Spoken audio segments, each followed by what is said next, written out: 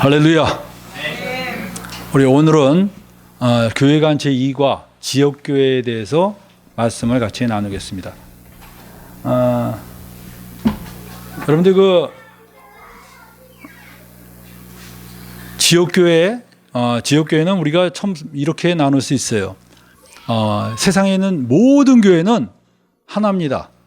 예수님이 한 분이시기 때문에 그 예수님에 의해서 통치되는 그 하나님 나라는 과거, 현재, 미래를 다 통틀어서, 그리고 온 우주를 통틀어서 오직 한 개의 교회가 있을 뿐입니다.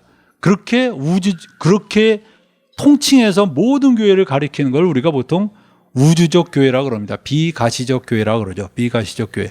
그래서 이 교회들의 최소한의 공통점이 뭐냐? 최소한의 공통점은 바로 하나님의 아들 예수 그리스도를 하나님의 아들 그리스도로 고백하는 것입니다. 그리스도라는 말은 우리가 익숙하지가 않은데 히브리 사람들은 그리스도라는 말이 굉장히 익숙한 단어입니다. 왜냐하면 그리스도가 히브리어로는 메시아입니다. 메시아. 그렇기 때문에 그들은 어려서부터 이 나라를 다스릴 왕이 태어나는데 그분이 바로 메시아다 계속 교육을 받았기 때문에 그들에게 메시아가 누구냐를 설명할 필요가 없어요. 그냥 이분이 메시아다 하면 그거 인정하면 바로 되는 겁니다. 근데 우리들은 메시아가 누구냐 모릅니다, 잘. 근데 그 메시아가 바로 하나님 나라의 왕을 의미합니다. 그래서 예수 그리스도를 바로 하나님의 아들 예수 그리스도로 고백하는 것이 바로 이 우주적 교회입니다. 우주적 교회의 공통 고백이에요. 그 다음에 여러분들 지역 교회가 있습니다. 지역 교회는 현실적으로 시간적, 지역적으로 나뉘어져 있습니다. 비록 지역적으로는 갈라져 있지만 여러분들 이 우주적 교회가 굉장히 크지만 여러분들 우주적 교회는 거대한 하나의 교회지만 그러나 이 실제로 시간적으로 공간적으로 한데 다 모일 수가 없어요. 그렇지 않아요? 그러다 보니까 어떻게 하냐? 실제로 이게 이렇게 나뉘어지게 됩니다. 그래서 공간적으로 나뉘어지게 되고 그 다음에 시간적으로도 이렇게 분리하게 될 수밖에 없어요. 이것이 여러분들 지역교회입니다. 근데 이렇게 갈려져 있어도 한 가지 잊어버리면 안 됩니다. 누가 주인이십니까? 교회에. 예수 그리스도가 주인이셔요. 그렇기 때문에 교회들은 절대로 이렇게 교파로 갈라지거나 그리고 서로 다투거나 그러면 안 됩니다. 그래서 고린도전서에 보니까 이렇게 말했죠. 너희가 각각 이르되 나는 바울에게 나는 아볼로에게 나는 게바에게 나는 그리스도에게 속한 자라 한다는 것이니 그리스도께서 어찌 나뉘었느냐. 그 당시에 사람들도 그랬어요. 나는 바울파다 베드로파다. 인간들은 참 그런 거 좋아합니다. 이렇게 파 나누고 뭔가 어디에 자기가 칼라가 있고 소속이 있다는 걸 되게 긍지를 가져요. 근데 바울은 어땠을까요? 만약 여러분 같으면 여러분이 야망이 있는 사람이라면 내게 속한 사람이야? 뿌듯할 거예요. 그죠? 그리고 쟨 베드로에 속했어? 기분이 안 좋을 거예요. 근데 여러분들 바울은 안 그랬습니다. 바울은 철저하게 예수의 사람이었습니다. 그렇기 때문에 그가 사람들이 감히 예수님께 속한 것이 아니라 바울에게 속했다, 베드로에게 속했다 그러니까 바울이 견딜 수가 없었어요. 그래서 바울이 야단치면서 뭐랬냐? 내가 너희를 위해서 십자가에 못 박혔냐? 라고 질문한 겁니다.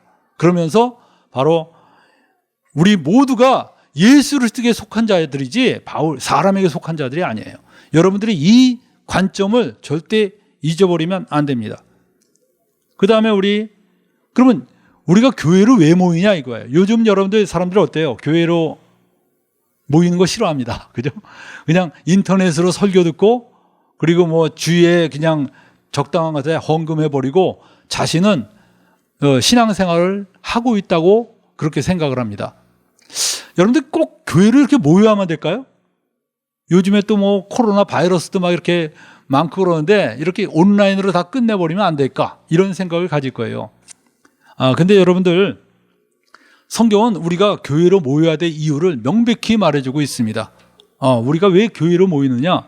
교회로 모인다는 건 여러분들 이 예배당에 모인다는 그 장소적 개념이 아닙니다. 교회가 된다는 거예요, 서로. 서로가 서로에게 교회는 여러분들 건물이 아닙니다. 건물이 아니고 예수 그리스도를 믿는 사람들의 무리예요. 우리는 그 교회에 왜 속해야 되느냐 이겁니다. 왜 속해야 되느냐? 그것은 이렇게 이유가 있어요. 교회는 세상과 구별된 무리로서 따로 모일 것을 명령받은 사람들입니다. 주님이 뭐라 그랬습니까? 여기 고린도후서 6장 17절 한번 읽어봅시다. 그러므로 주께서 말씀하시기를 너희는 저희 중에서 나와서 따로 있고, 이 따로 있고라 그랬잖아요. 부정한 것을 만지지 말라. 내가 너희를 영접하여 너에게 아버지가 되고 너희는 내게 자녀가 되리라. 전능하신 주의 말씀이니라 하셨느니라. 이렇게 얘기를 했어요. 그리고 또 모이기를 피하는 어떤 사람의 습관같이 하지 말고 오직 권하여 그날의 가까움을 볼수록 더욱 그리하자 그랬습니다. 그래서 모이기를 피하는 사람의 그런 스타일을 담지 말라는 거예요. 요즘 굉장히 많은 사람이 꼭 모여야 됩니까? 무교회주의라는 것을 착각하는 사람도 있어요. 여러분들 무교회라는 건 존재할 수가 없습니다. 무예배당주의는 가능하지만 무교회는 이단입니다. 있을 수가 없어요. 그래서 여러분들 예수 그리스도께서 세우신 교회인데 어떻게 무교회가 됩니까? 있을 수가 없어요. 근데 많은 사람들이 우찌무라 간조나 이런 사람들이 무교회주의를 얘기했다 그러는데 그 사람들도 들어가 보면 그리스도 안에 있는 형제 자매의 교제가 있어요. 그 교제가 사라진 곳은 존재할 수가 없어요, 여러분들. 사상만 가지고 있는 건 기독교가 아닙니다. 그래서 여러분들 여기 보면 숯불에 한번 봅시다. 숯불에서 숯덩이가 한 개면 어떻게 됩니까? 여러분들 실험 삼아 한번 해보세요. 이렇게 숯덩이를 이렇게 꺼내서 바깥에 내놔보세요. 금방 꺼집니다.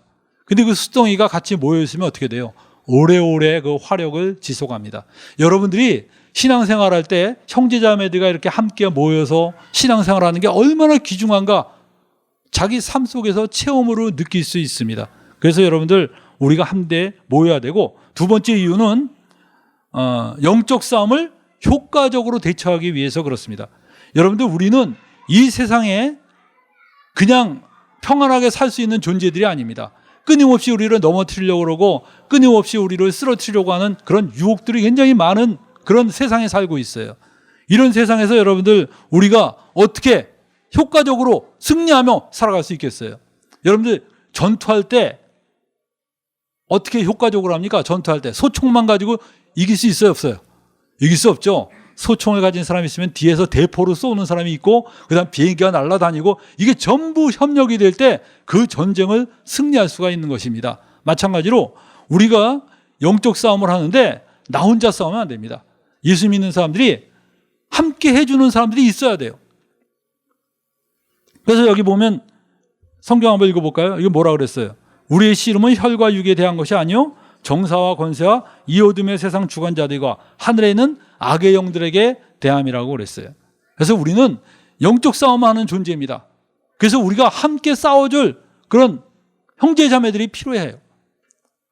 제가 전에 있던 교회에 우리 자매님 한 분이 한 자매를 전도했어요.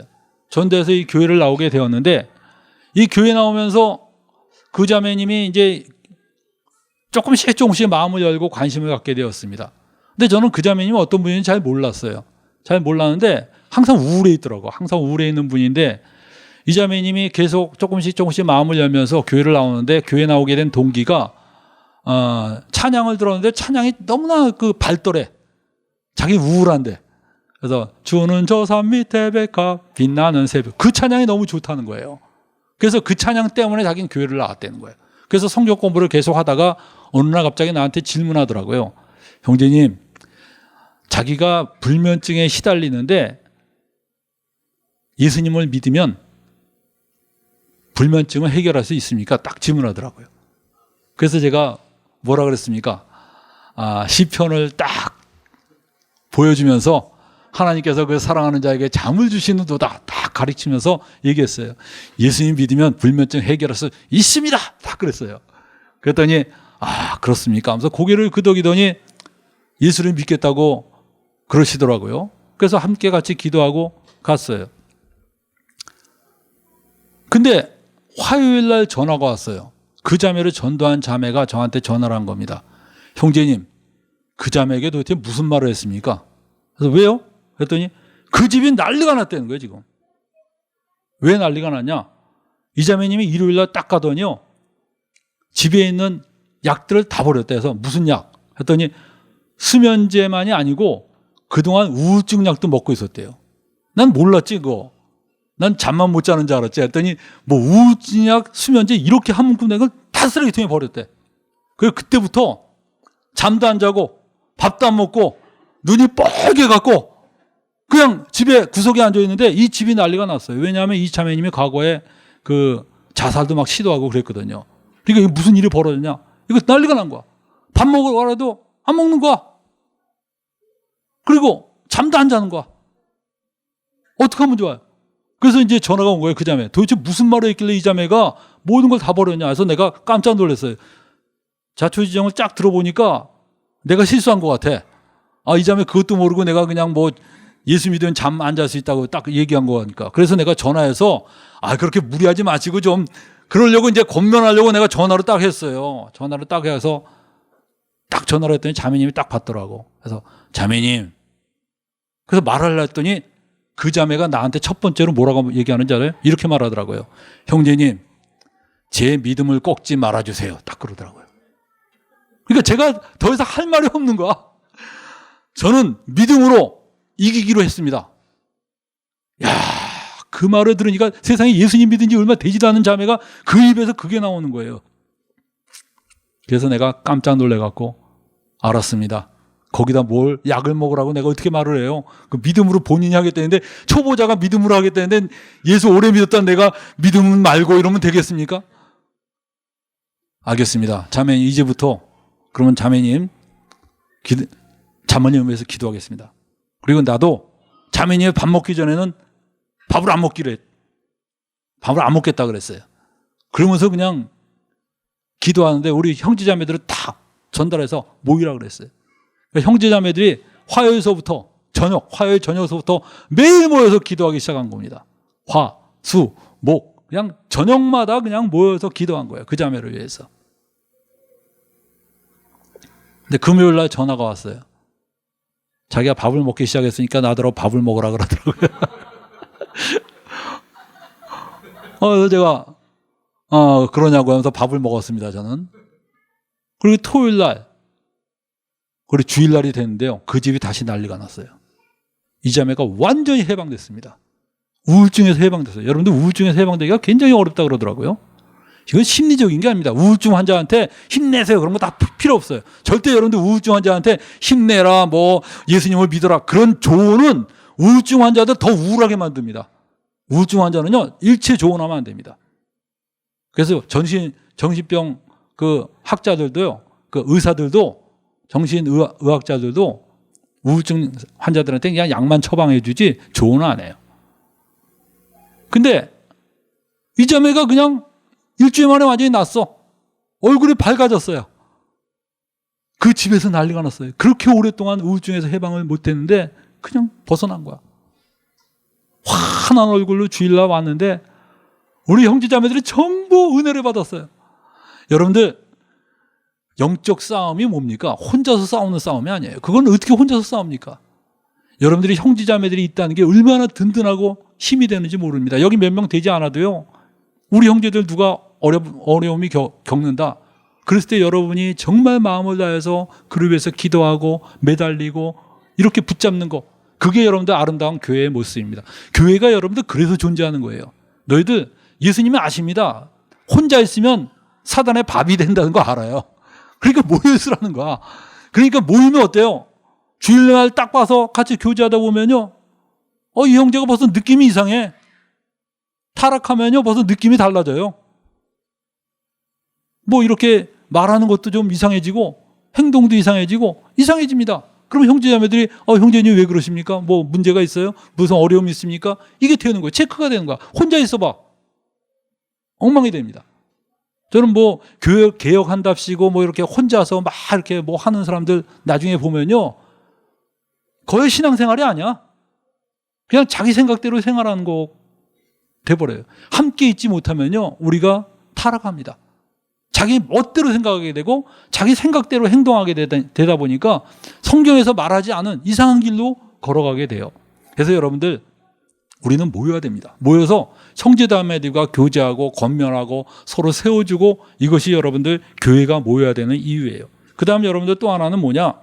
교회로 모여야 하는 이유가 지체 간의 교제를 통한 성장입니다. 여러분들 하나님은 한 사람을 이렇게 슈퍼맨으로 만들지 않았습니다. 하나님께서는 사람마다 다 은사를 다르게 주셨어요. 이 사람에게는 이런 은사를 주셨고 저 사람에게는 저런 은사를 주시고 다 다르게 주셨습니다. 여러분 우리에게 몸을 보면 어때요? 손이 있고 그다음 발이 있고 눈이 있고 코가 있고 입이 있지 않습니까? 다 다른 거예요, 역할이. 하나로 눈으로 밥도 먹고 숨도 쉬고 다 할 수 있도록 하나님 만들지 않았어요. 그럼 뭡니까? 이렇게 서로 나뉘어져 있다는 건 뭐예요? 서로 협력하고 서로 도우라는 겁니다. 그래서 여러분들 교회는 여러 은사들의 집합체입니다. 이 교회가. 그래서 서로가 서로에게 기여할 수 있는 곳이 바로 교회예요. 그래서 우리는 교회라는 게 이 한문으로 쓸 때 가르칠 교자를 많이 쓰죠. 교회. 가르칠 교자를 쓰는데 원래는 이 가르칠 교보다 사귈 교자가 더 낫죠. 이런 교회를 보통 이렇게 씁니다. 이런 가르칠 교보다 이게 아마 더 성경에서 말하는 의미가 될 거예요. 펠로우십. 근데 오늘날에는 이 가르칠 교를 쓰다 보니까 맨날 그 설교 중심적인 그런 교회가 되는데 원래는 이 그리스도 안에 있는 형제자매들의 교제의 중심이 돼야 됩니다. 그 교제는 뭐냐? 서로 친목 도모하고 뭐 잡담하라는 게 아니에요. 실제로 돕는 거야, 기여가. 뭡니까? 저는 가르치는 은사가 있으니까 가르치는 걸로 돕고 또 섬기는 자매는 섬기는 일로 돕고 또 권면하는 자매는 또 권면하는 자매로 돕고 또 우리 저 구제하는 형제는 뭐 구제하는 걸로 돕고 이런 식으로 서로가 서로에게 이렇게 기여를 하는 것이 바로 교회라는 것입니다. 그래서 여러분들 한번 읽어봅시다. 에베소서 4장 15절. 오직 사랑 안에서 참된 것을 하여 범사에 그에게까지 자랄지라. 그는 머리니 곧 그리스도라. 그에게서 온몸이 각 마디를 통하여 도움을 받음으로 연결되고 결합되어 각 지체의 분량대로 역사하며 그 몸을 자라게 하며 사랑 안에서 스스로 세우느니라. 거기서 뭐라고 그랬어요? 그에게서 온몸이 각 마디를 통하여 도움을 받음으로 연결되고 결합되어서 어떻게 된다고 그랬어요? 자라게 한다는 거예요, 몸을. 그래서 여러분이 서로가 도우면서 함께 자라는 것입니다. 또 교회로 모여야 되는 이유가 네 번째는 주님의 지상명령 완수입니다. 제가 그 지상명령이라 그러니까 사람들이 땅 지자로 생각하더라고요. 그래서 주님이 땅에서 하신 명령이구나 이렇게 생각하는데 그 지상이 아닙니다. 그 지상이 아니라 그 지극히 할 때 그 지자 있죠? 예? 그래서 여러분들 영어로 보면 the highest입니다. 이를 지자예요, 이를 지자. 그래서 최고의 명령입니다. 주님이 승천하시면서 제자들에게 최고의 명령을 내리셨어요. 무슨 명령을 내리셨습니까?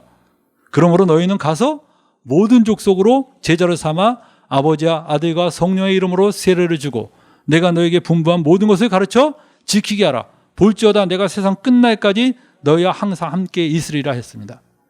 세상 끝날까지 너희와 항상 함께 있으리라 그랬어요. 그러면서 뭐라 그러냐? 모든 족속으로 제자를 삼아라. 그래서 아들과 성령의 이름으로 세례를 주라. 이거 여러분들 우리 그리스도인들은 이 명령 앞에서 모두 겸손하게 순복하고 따라야 됩니다. 전 세계로 나가서 복음을 전해야 돼요. 동네로 나가서 복음을 전해야 됩니다. 친구들에게 복음을 전해야 됩니다. 이게 여러분들 피할 수 없는 우리에게 주신 사명이에요. 근데 여러분들 이 사명을 혼자서 완수해낼 수 있습니까? 여러분들 혼자서 뭐 아프리카로 갔다 동네도 갔다가 가정도 돌보고 그럴 수 있어요? 못합니다. 선교 나간 사람 있으면요, 그 선교 나간 사람 어떻게 해야 됩니까? 기도해 줘야 되죠. 그리고 또 후원해 줘야 되죠. 심지어 여러분들 그 선교지에 가니까 선교지에서도 구분이 되더라고요. 그 선교지에 오지에 데려다주는 비행사도 있는데 그 사람도 선교사예요. 비행사도 그 선교사들만 날라주는 거야. 그 비행사. 거기다가 또 그 선교사들의 아이들 돌보는 또 그 어린아이 또 선교사들이 있어요. 이게 다 분업이 되어 있는 거예요. 뭘 하기 위해서입니까? 주님의 이 지상명령을 수행하기 위해서 그래요. 그럼 여러분은 뭡니까? 안 나가면 뭐 해야 돼요, 여러분은? 예? 기도만 합니까? 예? 기도만, 돈 안 드는 기도만 하겠어요? 그러면 안 되죠. 여러분들 돈 안 드는 기도만 하면 안 되고 여러분이 바로 드려줘야 돼요. 얼마큼 드립니까? 아까up지 않을 만큼만 이렇게 살짝살짝 드리는 게 아니라 정말 자기가 하나님 앞에서 헌신하는 것처럼 그렇게 도와야 됩니다. 여러분이 기쁜 마음으로 그걸 안 하면 여러분이 이 지상명령에 거에 협조 안 하는 겁니다. 그래서 여러분이 기쁜 마음으로 들어줘야 돼요. 저는 여러분들 우리 교회에서 지원하고 있는 선교사들이 4명이나 되죠. 4명, 5명이구나. 5명. 5명이 되는데 그 선교사들 하나하나가 전부 다 아주 굉장히 귀중한 사람들입니다. 정말 이 한국에서도 잘 먹고 잘 살 수 있는 사람들인데 주님의 부르심 받고 딱 그만두고 선교사 나간 분들이에요. 그러니까 그분들이 선교사 나가서 뭐 놀고 먹으려고 나갔겠습니까? 그럴 수가 없죠. 그러다 보니까 그들이 참 충성되게 열심히 일하는 사람들입니다. 그래서 여러분들 우리 교회 형제자매들은 기쁨으로 헌금해도 돼요. 그 사람들을 우리가 돕고 있는 거기 때문에. 그래서 여러분들 이 지상명령에 우리가 하는데 여기 빌립보서 1장 27절을 볼까요? 오직 너희는 그리스도 복음에 합당하게 생활하라. 이는 내가 너희를 가보나 떠나였으나 너희라 일심으로 서서 한 뜻으로 복음의 신앙을 위하여 협력하는 것을 보기를 원한다 그랬어요. 그래서 여러분들 우리가 이 복음의 신앙을 위해서 협력하는 이런 모습들을 가져야 합니다. 그 다음에 여러분들 이 교회는 아주 중요한 개념인데 하나님 나라로서의 그 모습을 가지고 있어야 됩니다. 여러분들 교회는 이렇게 정의될 수 있어요. 세상에 있지만 세상에는 속하지 않은 그런 하나님 나라입니다. 교회라는 것은 하나님 나라인데 여러분들 나라라는 그 단어의 뜻이 헬라어로는 바실레이아라고 하는데 이 바실레아는 통치라는 의미를 갖고 있습니다. 한번 봅시다. 우리나라는 어디까지가 우리나라입니까? 예? 한반도? 38선 이하에 38선도 틀립니다. 여러분들 옛날이나 38선이지 지금은 휴전선 이남에 근데 그걸 얘기하려면 그럼 독도는 우리나라냐 아니냐? 뭐 이건 뭐 난리가 나죠. 우리나라죠. 그러면 여러분들 결국은 뭐냐? 여기가 우리나라냐 아니냐 규정하는 그 규정의 정의가 뭐냐? 그게 우리나라 땅덩어리에서 얼마큼 가깝냐가 아니에요. 가깝냐의 개념이 아닙니다. 우리나라의 정부의 통치를 받고 있느냐? 그 정부의 통치를 받고 있는 영역이 바로 우리나라입니다. 근데 여러분들 우리도 마찬가지예요. 어디가 하나님 나라냐? 빌라도가 그랬어요. 예수님한테. 너 하나님 나라의 왕이라고? 네 나라가 어딨냐 그랬어요. 근데 예수님 나라가 이 땅에 속한 거가 아니라 그랬어요. 내 나라는 이 땅에 속한 게 아니다. 근데 나라가 어떻게 존재하냐? 땅이 없어도 나라가 존재할 수 있는 게 가능하냐? 가능합니다. 어떻게 가능합니까? 이건 땅의 개념으로 존재하는 게 아니라 통치의 개념으로 존재하는 것입니다. 그래서 예수 그리스도의 통치를 받는 사람들이 존재하는 거예요. 있어요. 그것이 여러분들 바로 뭐냐? 이 땅에서 예수 그리스도의 통치를 받는 사람들이 누굽니까? 바로 교회입니다. 교회. 그게 교회예요. 그래서 여러분들 교회는 교회 이퀄 하나님 나라는 아닙니다. 교회는 거대한 하나님 나라의 부분이에요. 근데 부분인데 어떤 역할을 맡은 부분이냐? 그러니까 거대한 군대로 생각합시다. 이 군대가 거대한 게 있는데 그 군대 중에서 최전선에 나가서 적들과 싸우고 있는 군인들 있죠? 그 사람도 어때요? 가장 멋있죠? 막 상처투성이고 뭐 부상 있고 굉장히 그냥 고생을 하고 있는 그 사람들이 바로 그 최전방 부대입니다. 그 최전방 부대에 속한 사람들이 바로 교회예요. 그래서 여러분이 하나님 나라의 선봉 부대로서 여러분 매일 부딪히잖아. 세상에 가서 맨날 부딪히고 싸우고 뭐 쓰러지고 그냥 그래서 교회에서 또 형제자매들한테 위로받고 이게 여러분들 우리가 살아가야 되는 그 세상에서의 위치입니다. 그래서 우리는 하나님 나라 백성이에요. 이거를 여러분들 놓치면 안 돼요. 그래서 여러분들 우리는 하나님 나라의 이 전투에 있어서 최선봉에 쓴 그런 부대와 같은 존재들이다라는 사실을 기억하시기 바랍니다. 두 번째는 뭐예요? 하나님 나라로서의 교회로서 교회는 예수 그리스도께서 왕이 되시는 나라입니다. 너무나 당연한 건데 어떤 사람들은 그냥 그런 당연한 얘기를 왜 하냐? 제가 이 당연한 얘기를 하는 것은 오늘날에 너무나 많은 교회들이 예수님이 더 이상 왕이 아니기 때문에 그래요. 예수님이 왕이 아닌 교회는 교회가 아닙니다, 여러분들. 십자가 달고 있어도 교회가 아니에요. 그것을 여러분이 확고하게 붙잡고 있어야 됩니다. 예수님이 왕이시다. 예수님이 우리의 통치자시다. 이 개념을 여러분이 조금 더 흐리게 하면 안 됩니다. 여러분이 주님의 말씀을 따르지 않는 수많은 교회보다 주님의 말씀에 순종하는 단 하나의 교회가 더 중요합니다. 한번 봅시다, 여러분들. 만약에 우리나라에 부대가 굉장히 많은데 그 부대가 대부분 정부의 통치를 안 따르고 있고 딱 한 부대만 정부의 통치를 따르고 있어요. 그러면 진정한 부대는 어디입니까? 그 따르고 있는 그 부대 외에는 다 그건 반란군이고 이건 도움이 안 되는 곳이에요. 여러분이 교회라는 것은 예수님이 왕이시다는 이 개념을 조금 더 흐리게 하면 안 됩니다. 우리 교회도 항상 주님이 우리의 왕이시고 우리 교회의 주인은 예수님이시다. 인간이 절대로 왕이 되게 하면 안 됩니다. 하나님 나라에서의 교회 세 번째는 뭐냐 하면 그리스도인들은 하나님 나라의 시민이라는 겁니다. 여러분들 이거 굉장히 의미가 깊어요. 우리는 하나님 나라의 시민이다. 자, 여러분은 어느 나라의 시민입니까? 원래 어느 나라 시민이에요? 대한민국 시민이죠? 여러분들은 대한민국 시민이에요. 그런데 여러분이 한 가지 잊어버리지 말아야 될 게 우리는 그보다 더 중요한 시민권이 있는데 그게 바로 하나님 나라의 시민이라는 겁니다. 그래서 그리스도인들은 이중국가 신분을 갖고 있어요. 이중국가 신분을 갖고 있어요. 그래서 여러분이 이중국가 신분을 가진 사람은 양쪽 나라에 속해서 양쪽 나라에 아주 지혜롭게 잘 선택하며 활동해야 됩니다. 여러분이 이거를 혼동하면 여러분의 신앙생활이 엉망진창이 될 수 있어요. 자, 우리는 대한민국이라는 국가에 속해 있는데 대한민국은 하나님 나라가 아닙니다. 여러분들 하나님 나라는요, 한번 내가 말해 볼게요.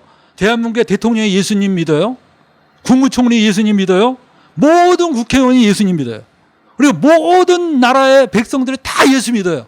그러면 이 대한민국은 하나님 나라일까요? 아닐까요? 예?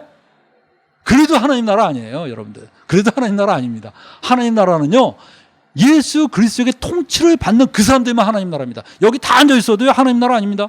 이 중에서 진짜 예수님의 통치를 받는 사람들이 하나님 나라고, 그렇지 않은 사람들은 그냥 여기 그냥 업적으로 앉아 있는 거예요. 근데 여러분이 그렇게 이중국가 시민으로서 여러분이 생활하는데 어떻게 생활해야 되느냐? 예수님이 이렇게 말씀하셨어요. 가이사의 것은 가이사에게, 하나님의 것은 하나님에게 바쳐라. 이 말은 뭐냐 하면 이중국가 시민으로서 가이사에게 할 것은 가이사에게 해라. 너희 세속국가 국민으로서의 해야 할 일은 하라는 거예요. 여러분은 세속국가에 속해 있어요. 속해서 세금 내야 될 거 세금 내고, 그리고 법 지켜야 될 거 지키라는 거예요. 그러면서 동시에 여러분은 하나님 나라 백성이라는 걸 잊지 말고 하나님의 백성으로서 또 행동하라는 거예요. 근데 이 두 개가 부딪힐 때는 어떡하냐? 두 개 부딪힐 때는 말이 필요 없습니다. 하나님 나라가 우선입니다. 그래서 뭐 명백해요. 여러분들 일본에 있으면서 일본이 우리나라에 이렇게 강점해서 지배했을 때 일본의 지배하에 있는 많은 크리스찬들이 고통을 당했어요. 그런데 그들이 최대한으로 일본의 제도에 협조를 했습니다. 그러나 신사참배 딱 요구하니까 어떻게 됐어요? 목숨 걸고 그냥 거절했잖아요. 그래서 얼마나 많은 사람들이 피를 흘리고 죽었습니까? 여러분들 그 사람들이 피 흘리고 죽으면서 하나님이 드디어 개입하셨어요. 여러분들 이 우리나라 해방시킨 것이 미국이냐 뭐 독립군이냐 얘기 많지만 실제로는 하나님이 개입하신 겁니다. 그걸 어떻게 아느냐? 일제시대 때 이미 하나님께서 하나님의 자녀를 통해서 일본에 경고를 보냈어요. 그래서 여러분들 일본의 국회 삐라 사건 있잖아. 국회 삐라 사건이 뭐예요? 국회에 들어가서 삐라 뿌린 거야. 너희들 회개하지 않으면 하나님이 이 나라 불바다 만드시겠다 그랬다. 그러니까 일본 국회에서 그 사람들 잡아서 두 사람인데 한 명은 안희숙 여사고 하나는 그 박관준 장로라고 있습니다. 그 두 사람을 잡아갖고 한 사람은 사형시켰어요. 그리고 한 사람은 사형당하기 직전에 해방이 되는 바람에 살아남았습니다. 그 사람이 쓴 책이 죽으면 죽으리다라는 책 아니에요. 그래서 여러분이 그 역사를 보면 하나님이 감히 내 백성을 건드려? 너희가 간떼기가 벗구나. 그러면서 하나님이 미국을 통해서 그냥 때린 거야. 그냥 세상에 온 세계에서 원자 폭탄 맞은 나라는 일본밖에 없어요. 두 방 딱 맞잖아. 그냥 두 방 맞고 나니까 정신이 번쩍 나잖아요. 여러분들, 하나님 나라 시민으로서 산다는 것은 대단한 영광이고, 그러나 고난의 일이 되기도 합니다. 그러나 우리가 두 나라가 충돌할 때는 우리가 마땅히 하나님 나라 시민으로서의 그 신분을 잊어버리면 안 될 것입니다. 그래서 여러분들 성경에 보면 베드로전서 2장 13절 읽어봅시다. 여기 뭐라 그랬어요? 인간에 세운 모든 제도를 주를 위하여 순복하되 혹 위에 있는 왕이나 혹은 악행하는 자를 징벌하고 선행한 자를 포장하기 위하여 그의 보내신 방백에게 하라. 포장은 포상하고 장려하는 이런 것들이 바로 그 포장이란 말입니다. 그런 자에게 하라. 그리고 디모데전서 2장 1절을 한번 봅시다. 그러므로 내가 첫째로 권하노니 모든 사람을 위하여 간구와 기도와 도구와 감사를 하되 임금들과 높은 지위에 있는 모든 사람을 위하여 하라. 이는 우리가 모든 경건과 단정한 중에 고요하고 평안한 생활을 하려 함이라 그랬어요. 여기 뭘 하라 그랬어요? 임금들을 위해서 뭘 하라 그랬습니까? 뭘 하라 그랬어요? 임금들을 위해서. 예? 그 앞에 있잖아요.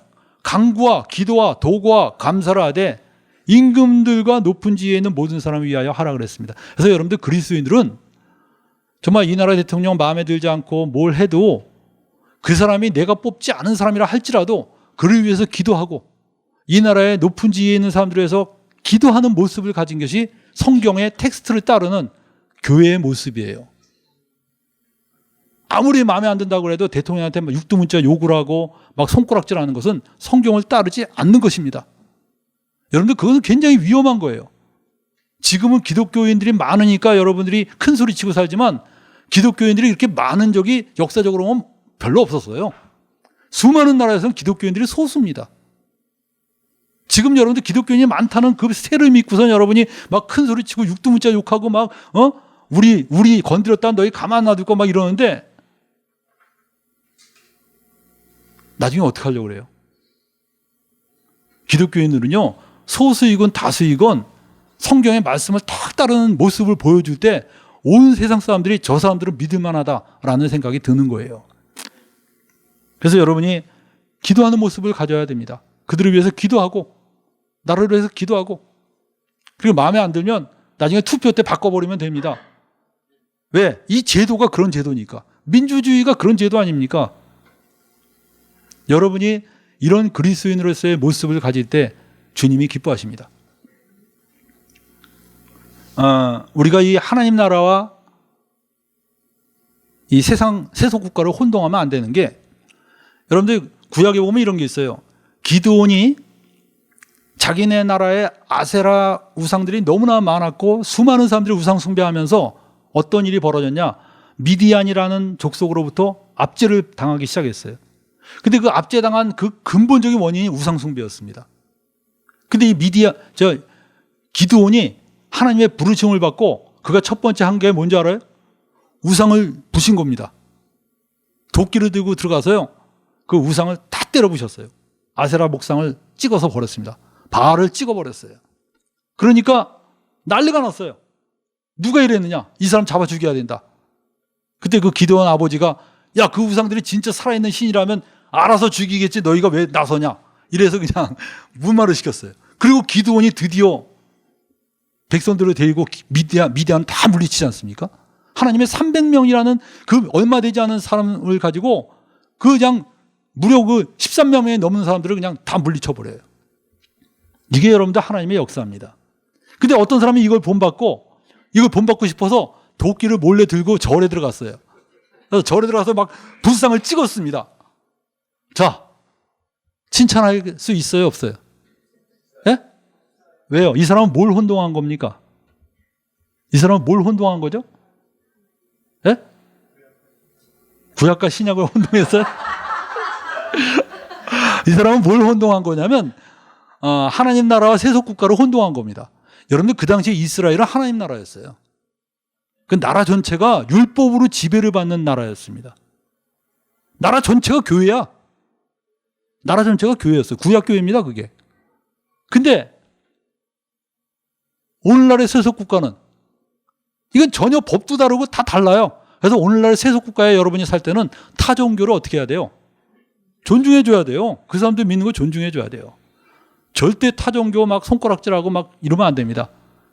근데 교회는 하나님 나라입니다. 제가 어느 날 여기다 아스라를 딱 세워놨어요. 그럼 어떻게 해야 돼요? 예? 내가 당군상을 여기다 세워놨어. 그럼 어떻게 해야 돼요, 여러분들? 예? 도끼로 와서 찍어야 돼. 그러면 하나님이 기뻐하시는 거예요. 예? 괜히 절에 가서 그런 짓 하지 말고 이 교회가 바로 하나님 나라야. 근데 지금 우리나라의 많은 사람들이 대한민국이 하나님 나라인 줄 알고 있어요. 아무리 대한민국이 여러분들 초대 때 뭐 기도하고 막 이랬다고 해도 그거 하나님의 은총이지 그렇다고 해서 이 대한민국이 하나님 나라 아닙니다. 세속국가입니다. 철저한 세속국가예요.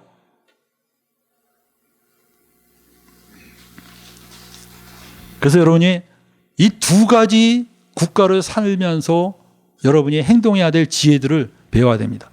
네 번째는 뭐냐? 그 다음 하나님 나라에서의 교회는 뭐냐? 이 새로운 사회입니다. 여러분들 하나님 나라는 새로운 사회예요. 뉴 소사이어티입니다. 어떤 점에서 새로운 사회냐? 여러분들 그 당시에 생각을 해봅시다. 귀족이 있고 그 다음 노예가 있고 그 다음에 정말 그 이방인이 있고 유대인이 있고 전부 신분과 민족과 혈통이 다 달랐어요. 근데 이 사람들이 교회 안에 딱 모였을 때 뭐냐? 서로가 형제 자매가 되었습니다. 여러분들 우리가 볼 때는 대단하게 보이지 않을지 모르지만 그 당시 사회 사람들이 보면 엄청난 충격이었습니다. 어떻게 노예와 귀족이 형제 자매로 말할 수 있느냐? 우리나라에 양반 상놈이 있었죠. 양반 상놈의 그 차이하고 비교가 안 돼요. 귀족과 노예는 비교가 안 됩니다, 여러분들. 양반과 상놈은 그래도 상놈 뭐 사고 팔고 그런 거 없었잖아요. 근데 노예는 사고 팔았어요. 인간이 아니었습니다. 상품이었습니다. 근데 그런 노예가 교회에 따고 왔는데 노예가 주님의 만찬에 참여해서 떡을 떼고 옆에 넘기니까 귀족이 그걸 받아서 같이 떡을 떼고 먹습니다. 야, 노예가 딱 마시고 넘기니까 귀족이 그걸 받아서 또 마셔요. 그리고 형제자매라고 말합니다. 놀라운 사회죠. 저는 그래서 이사야서 11장 6절에 그때 이리가 어린 양과 함께 거하며 표범이 어린 염소와 함께 누우며 송아지와 어린 사자와 살찐 짐승이 함께 있어 어린아이에게 끌리며 이런 말을 어떤 사람들은 이거를 문자적으로 얘기해서 천년왕국으로 전부 다 넘겨버리더라고요. 근데 여러분들 이런 예언을 천년왕국으로 넘기면 참 의미가 없어집니다. 천년왕국에서 글쎄 사자와 이리가 서로 이리와 어린 양이 어울린다. 그게 무슨 의미입니까? 예? 동물들이 서로 화평하게 산다. 동물들이 화평하게 사는 게 여러분에게 무슨 의미가 있어요? 우리는 맨날 싸우고 사는데 동물들은 화평하게 산대.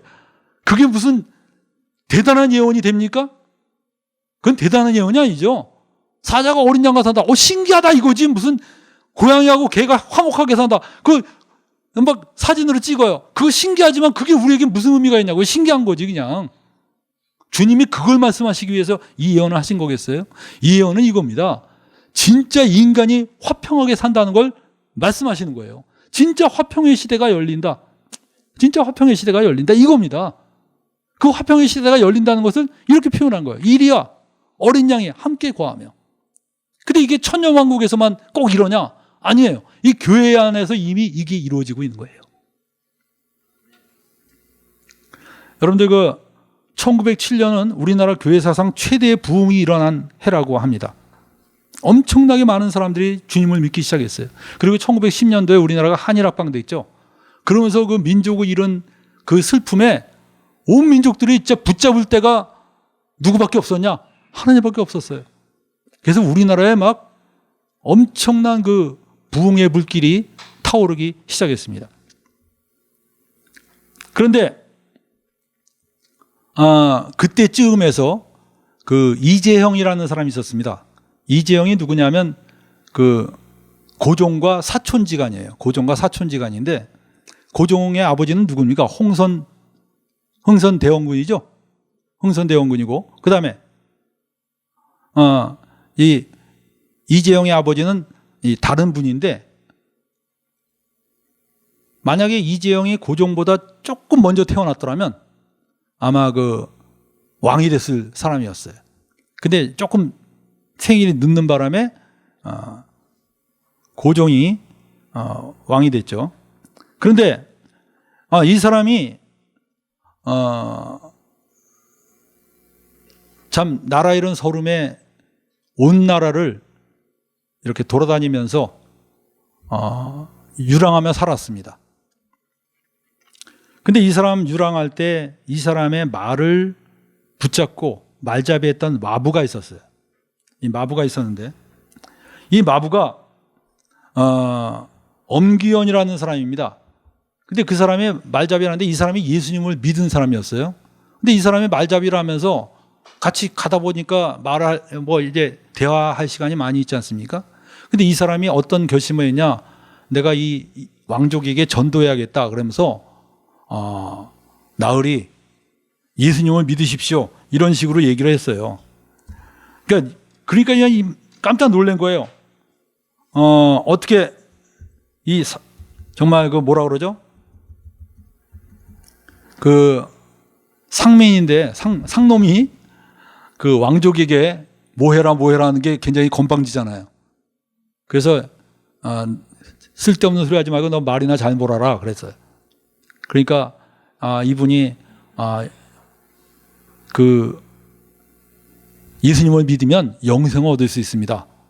이 얘기를 하니까 이재영이 뭐라 그랬냐면, 야, 예수 믿으면 마부꾼이 양반이라도 된단 말이냐? 그러니까 이 엄마부가 뭐라 그랬냐면 이런 말을 했습니다.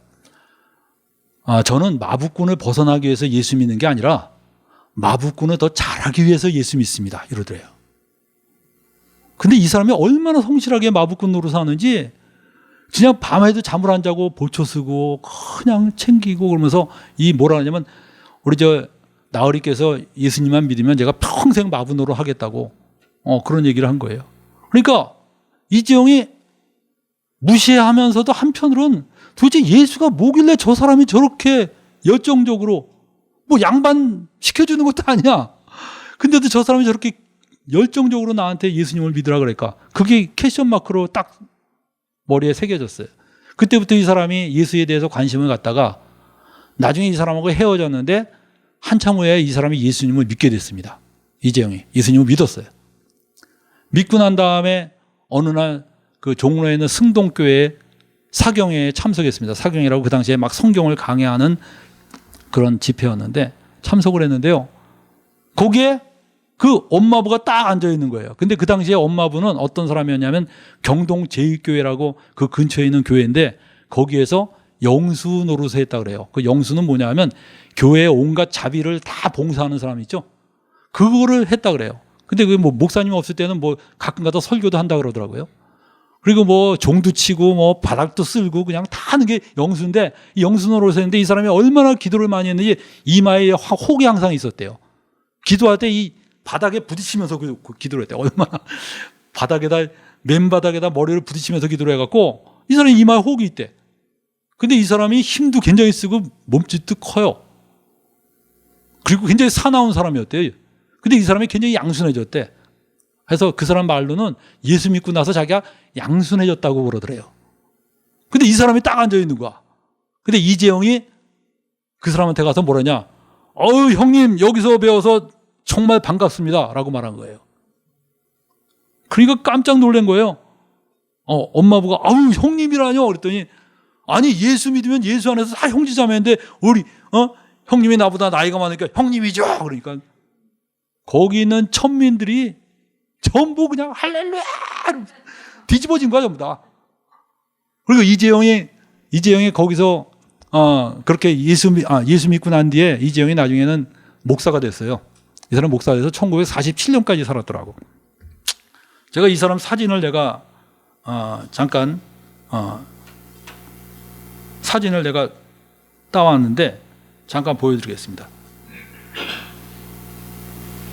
이 사람이 이재영이에요. 아마 굉장히 나이 늙어서 찍은 거고, 이 사람이 엄마부입니다. 성깔 있게 생겼죠? 근데 이 사람이 그렇게 주님을 열심히 섬기고 살았습니다. 여러분들, 하나님 나라는 바로 이런 나라입니다. 뉴 소사이어티예요. 그래서 여러분들, 교회는 세상에서 아무리 잘 나가는 사람이 와도요, 형제입니다. 자매입니다. 국회의원이 나왔다고 해서 갑자기 모든 교인이 일어나서 맞이하고 있을 수가 없어요. 여기 뭐 삼성에 이재용이 왔다고 그래서 그냥 온 교회 사람들이 다 버선발로 뛰어나가고 있을 수가 없어요. 교회는요, 부자나 가난한 사람이나 노숙자나 재벌이나 다 형제 자매예요. 그렇기 때문에 여러분들, 교회는 뉴 소사이어티예요. 새로운 사회입니다. 여기에 오면 문화가 다르고 언어가 다르고 가치관이 다르고, 그리고 사람을 대하는 그 신분을 대하는 태도가 달라요. 올라갈수록, 세상은 올라갈수록 대접을 받고 지배받는 사회인데, 교회는 올라갈수록 섬기고 더 겸손해지는 곳이 바로 교회입니다. 여러분은 바로 이런 뉴 소사이어티에 있다는 이 사실을 절대로 잊어버리면 안 됩니다. 우리 성경 한번 읽어볼까요? 마가복음 10장 42절 45절 거기 한번 읽어봅시다. 시작. 너희 중에 누구든지 크고자 하는 자는 너희를 섬기는 자가 되고, 너희 중에 누구든지 으뜸이 되고자 하는 자는 모든 사람의 종이 되어야 하리라.